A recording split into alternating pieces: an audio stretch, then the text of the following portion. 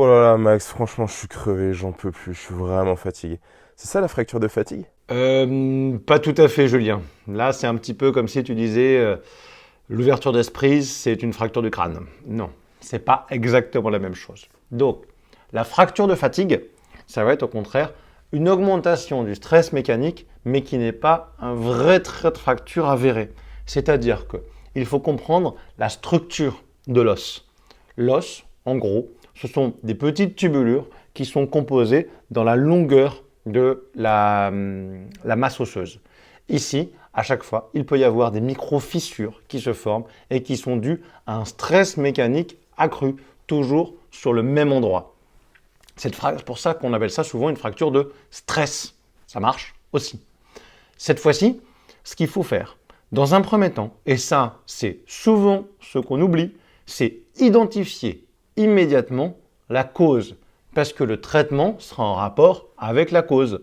Donc, est-ce que cette fracture de stress ou cette fracture de fatigue, elle vient parce que justement tu étais, entre guillemets, trop fatigué, donc tu étais au fond de ton lit, je ne pense pas que ce soit ça, ou c'est simplement parce que comme tu étais fatigué, au moment où tu courais, où tu faisais ton exercice, tu avais cette fois-ci une dégradation de ton appui, donc tu venais t'effondrer.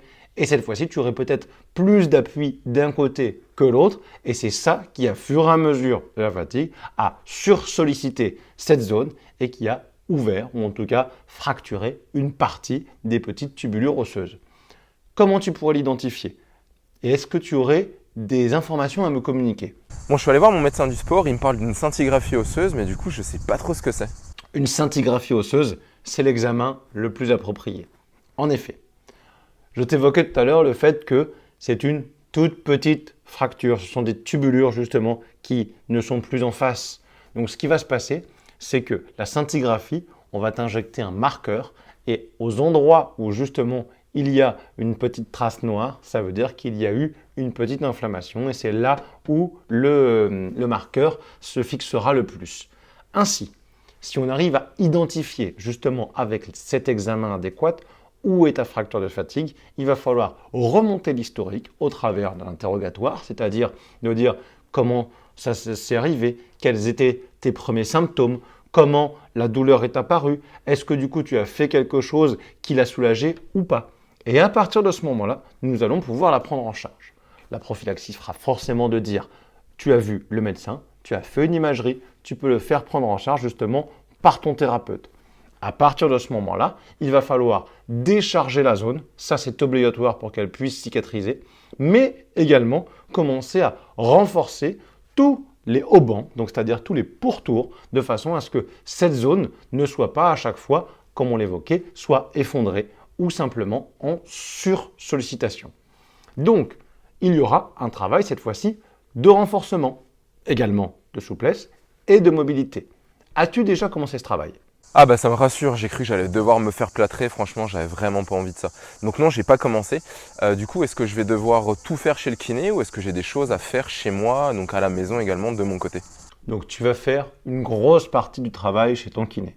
Par contre, tu vas forcément avoir un travail chez toi, ce qui sera, selon les indications de ton kiné, soit de justement mobiliser ou étirer les muscles périphériques et ensuite commencer toute la phase de renforcement. Ce n'est pas parce que tu vas faire 2 ou 3 séances chez le kiné que ce sera suffisant. Il faut que tu continues cette fois-ci le renforcement spécifique et fonctionnel, tout ce qu'on évoquait, de façon à non pas sursolliciter la zone, mais les haubans et le pourtour de ce que tu vas proposer pour avoir une meilleure stabilité. Ainsi, au travers de la prise en charge de la fracture de fatigue, il sera essentiel de pouvoir, certes, identifier la cause, de mettre en face les bonnes actions, mais surtout de te dire comment tu es sûr qu'elle ne recommencera pas. Eh bien, il va falloir peut-être analyser ta course à pied. Donc, quand tu vas reprendre, regarder au niveau de ta course à pied. Si c'était une fracture de fatigue dans un autre geste technique, pouvoir justement l'analyser, voir si tu as le matériel adéquat, parce que parfois, la solution vient également du matériel. Typiquement, avoir une chaussure différente, avoir si jamais sur le vélo une longueur de manivelle différente ou simplement une position de cale différente. Ainsi, tu verras que l'atout et l'allié peut-être également le matériel. Ah oui, effectivement. Donc dès que j'aurai fini le travail chez le kiné, je vais prendre le temps d'analyser ma foulée, d'analyser également donc ma posture sur le vélo et en course à pied pour vraiment plus que ça arrive. Si cette vidéo t'a plu, comme d'habitude, je t'invite à lâcher un gros pouce. Je t'invite également à t'abonner à cette chaîne et à cliquer sur la cloche des notifications si ce n'est pas encore fait pour pouvoir voir justement la série de toutes les vidéos qu'on t'a préparées sur la préparation en triathlon, les secrets du triathlon. Là, on est dans la playlist, dans les vidéos sur la prévention du risque de blessure. De mon côté, je t'invite à nous retrouver dans une vidéo, peut-être qui s'affiche autour de moi ou sur la chaîne Passion Triathlon. Et je te dis à bientôt dans une prochaine vidéo. Bye bye!